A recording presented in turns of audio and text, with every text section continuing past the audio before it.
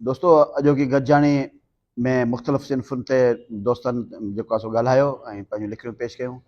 हाणे असां थोरो वरी नज़म खां फिरी नसर जी तरफ़ वञूं था। असांजो नसर नवीस ऐं आज़म भट्टी को मज़मून लिखी आया आहिनि, खेनि गुज़ारिश आहे त हू कुझु राल पेश कनि। साईं आज़म भट्टी। सिंध जो क़दीम माॻ धौरा हिंगोरा या हिंगोराणी मारियूं। शाह लतीफ़ जे सुर मारुई जो हिकु बेत आहे। मुंहुं मुंहिंजो फुमरा मर मेरो ई होए, मतां मारू चोए त धोतोए धोराणनि में। माना फुमरा मुंहिंजो मुंहुं भले त मेरो ई हुजे, मतां मारू मूंखे ईअं चवंद तो महिलातनि में उनखे धोतो। साॻियो लाड़ो सिंध जे मज़ाहिमती इनकलाबी शाइर इब्राहिम मुंशी जी शेरी मजमूए धरती दीन धर्म में शामिल हिकु कविता जे फिटुनि में पसिजे थो। मारुई मचाया मुल्क मिटीअ लाइ माड़ियनि में मातम, धोराणनि खे धूड़ विझी हिन गांगा गांगियूं गम, धरती दीन धर्म।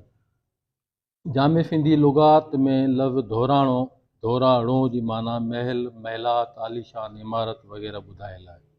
शाह लतीफ़, इब्राहिम मुंशी ऐं ॿियनि शाइरनि बि साॻी माना लॻभॻि कतब आंदी आहे, जंहिंखे असां आम रवाजी तौरु माड़ी बि सॾींदा आहियूं। अहिड़े क़िस्म जूं माड़ियूं हैदराबाद तहलके जे यूनियन काउंसिल टंडो फज़ुल, जेको टंडो फज़ुल टाउन बि सॾिजे थो, उनजे लॻ आहिनि, जेके मुख़्तलिफ़ नालनि सां सुञातियूं वञनि थियूं। के उनखे हिंगोराणियूं माड़ियूं सॾनि त के हिंगोरनि जूं माड़ियूं, के वरी ढोरा हिंगोरा त के वरी धोरा हिंगोराणा, के वरी हिंगोरा धोराणा बि सॾनि था। असां वटि आम रवाजी तौरु धौरा धौरे खे अच्छे या सफ़ेद जी माना में बि इस्तेमालु कयो वेंदो आहे। शाह लतीफ़ खां वठी जामे सिंधी लुगात ताईं लफ़्ज़ धोराणो जी माना महल, महलात, आलीशान इमारतूं वग़ैरह यानी माड़ियूं आहिनि। ॻाल्हि जो मक़सदु इहो आहे त धौरनि हिंगोरनि जे क़दीम तारीख़ी माॻ खे सम्झण जी कोशिशि करणी आहे, जंहिं माॻ जे हवाले सां खोड़ साला हवाला, रवायतूं ऐं ॾंद कथाऊं मनसूब आहिनि। सिंध गवेटियर में ॼाणायल आहे त टंडो फज़ुल ॻोठु हैदराबाद खां 15 मीलनि जे मुफ़ासिले ते आहे, जेको मीर फज़ुल मोहम्मद टालपुर अॾायो, जंहिंखे हैदराबाद जे हुक्मरान मीर ग़ुलाम अली टालपुर उन इलाइक़े में जागीर ॾिनी हुई।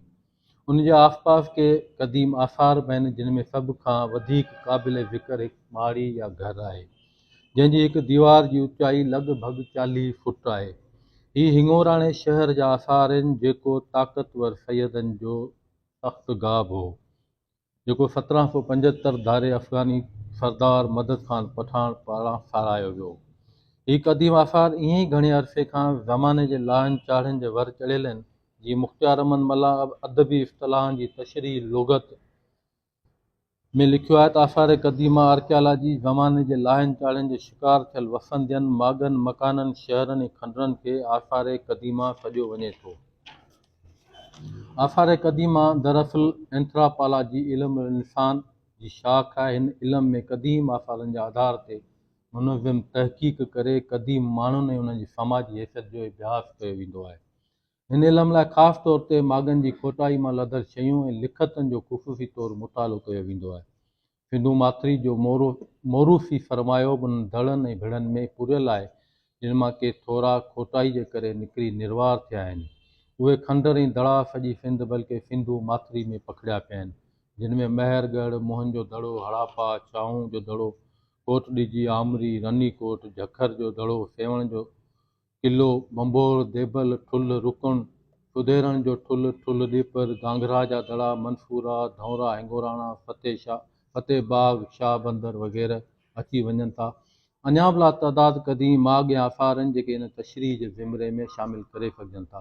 सिंध जे लॻभॻि हर माॻ मुतलिक़ मुख़्तलिफ़ क़िस्मनि जा राया, रवायतूं ऐं ॾंद कथाऊं मौजूदु रहियूं आहिनि। उन निस्बत सां हिंगोराणी माणियुनि मुतालिक़ बि अलॻि अलॻि राया, हवाला, रवायतूं ऐं ॾंद कथाऊं बयानु थियल आहिनि, जिन मां ख़ासि क़िस्म जा 2 राया आहिनि। हिकु त इहो हिंगोराणियुनि माड़ियुनि जो क़दीम माॻ हिंगोराणनि सैयदनि जे करे मशहूरु आहे। ॿियो रायो इहो आहे त हिंगोराणियुनि माड़ियूं समन जे सरदार ॼाम हाले जे पुटु ॼाम हिंगोरे जे पोइरनि सां निस्बत रखनि थियूं। पहिरीं राय ते गौर कजे त वक़्तु, तारीख़, नकुल मकानी, रहणी कहणी, हसब नसब समेत केतिरा ई सवाल जनम वठनि था। तारीख़ जे ॼाणू शहज़ाद फ़तेह मोहम्मद थेबो जो हिकु ख़्यालु आहे, जेको आम तौरु लिखत या तारीख़ी सहेड़ जे के नुक़्ते आधार मुंहिंजी मालूमात में उन खां अॻु न आयो आहे। पोइ इहो त फूमरनि जे दौर में 1280 ऐं 90 जे ॾहाके में नसरपुर खां वरियां ॼाम हाले जी हिकिड़ी नंढड़ी रियासत हुई। फूमरनि जे सरवाण ॼाम हाले जी धीउ बाग़ीअ सां शादी कई हुई। बाग़ी जॾहिं फूमरनि जे कोर्ट में वई त हुन सां राणीअ बजाए बानीअ जहिड़ो सुलूक कयो वियो। हुन सां हमेशह नीच नमूनो रवा रखियो वियो। नेठि हुन पंहिंजे पीउ खे नियापो मोकिलियो त बाबा मुंहिंजी मानी तो वटि खुटी हुई छा जो तो मूंखे हिकु अहिड़ी जाइ ते परणाए ॾिनो जिते हिकु आउं नौकिरियाणी खां बि घटि हैसियत रखां थी। हिते फूमरनि जा ॻाट निहायत ऊचा आहिनि ऐं असां रैयत जी हैसियत में निहायत किरियल ऐं नीच आहियूं। इहो नियापो ख़त जी सूरत में जॾहिं पहुतो त उन वक़्तु ॼाम हालो मौजूदु कोन हो। इहो नियापो ॼाम झूणे ताईं पहुतो जंहिं पंहिंजे भाइरनि खे सॾे गॾु कयो। इन्हनि वज वठी ऐं उन वक़्तु विॻ कोट ते हमिलो कयो जॾहिं फूमरा सभु शिकार ते वियल हुआ। ॼाम समा उते वॾो कोफ़ करे बाग़ी खे खणी आया।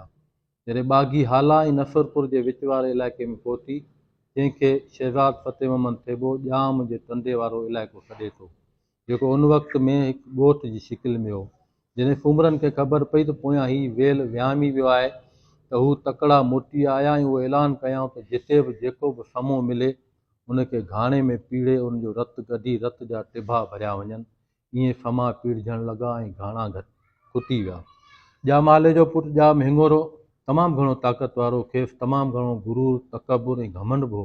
हू पटको ॿधंदो ऐं पटके जो पुछ हेठि ज़मीन ते छॾे ॾींदो, जंहिंजो मतिलबु इहो हो त मुंहिंजे हिन पटके खे हथु लाहिण वारो माउ अञा पुटु ॼणियो ई कोन्हे। छाकाणि जो हू बिना ताक़तवर ऐं जाबिर क़िस्म जो माण्हू हो। बहरहाल समा जेके उन वक़्तु घाणनि में पीड़जण लॻा उन्हनि मां हिकिड़े रड़ कई, वर हिंगोरल पूछड़िया अॼु घुरिजी हित, फूमरनि मारे समा पुनरनि भरिया रत। जॾहिं इहा ख़बर ॼाम हिंगोरे ते पहुती त हुन भाइरनि खे गॾु करे वॻह कोट ते हमिलो कयो। विच में अची सालसी माण्हू पिया। किसो कोता ठाह ते ख़तमु थियो, न त इहा खाना जंगी वधी वण थी वॾी तबाही मचाया। ॼाम हिंगोरो रंग जो अछो ॻोरो हो जंहिंखे धौरो सॾींदा हुआ। धौरे जी माना आहे अछो ॻोरो। जॾहिं समन जी हुकूमत आई त उनजो औलाद उते माड़ियूं ठाहियूं जेके धौरा हिंगोरा या हिंगोराणियूं माड़ियूं सॾजनि थियूं। इहा तक़रीबन 1400 ईस्वी सन जी ॻाल्हि आहे जो उन्हनि उते माड़ियूं ठाहियूं ऐं उते पंहिंजो डेरो जमाए हुकूमत कई।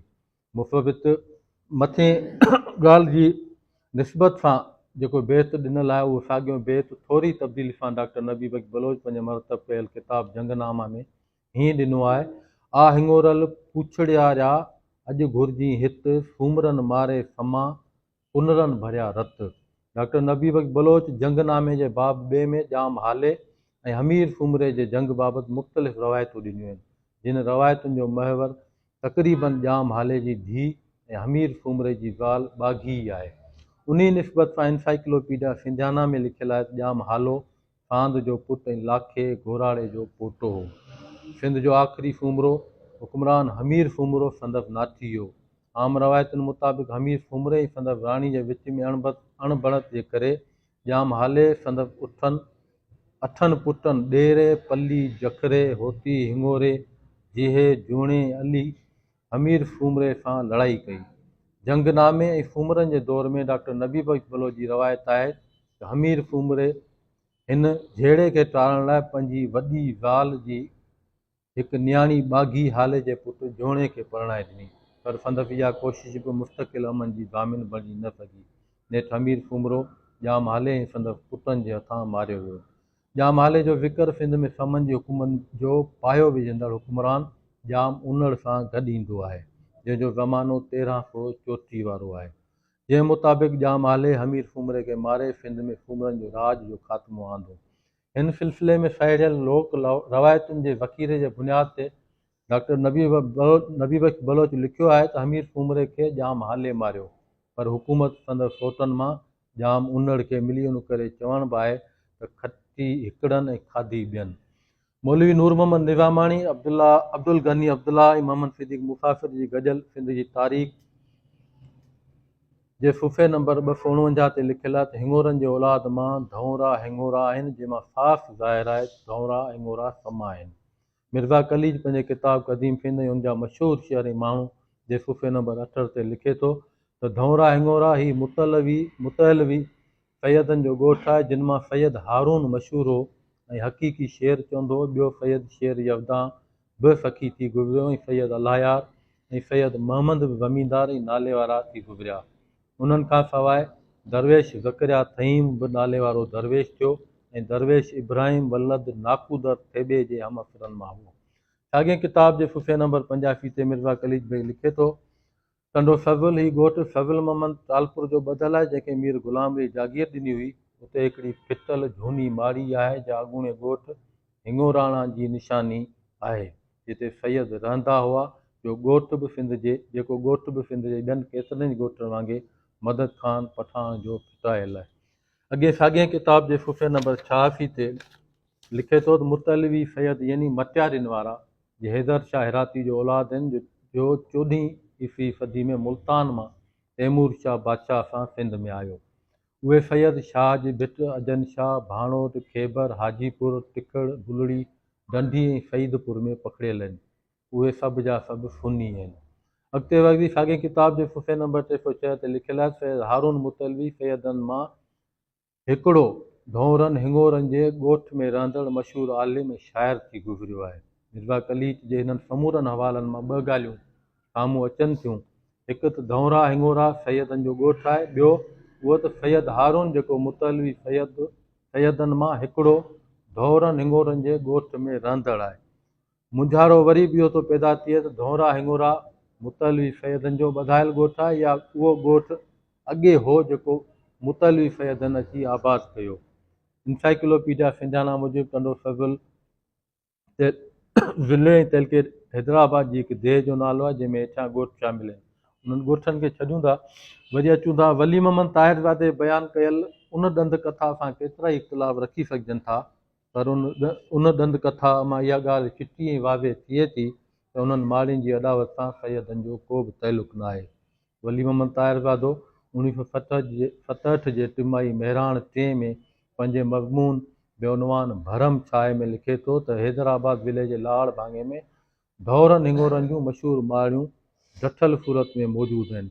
उन लाइ चयो वञे थो त हिंगोरनि जो वॾो जंहिंखे ढल जी पादाश में ॿधी हैदराबाद वठी वञी रहिया हुआ, पुलिस घोड़नि ते हुई, पाण पंधु हो।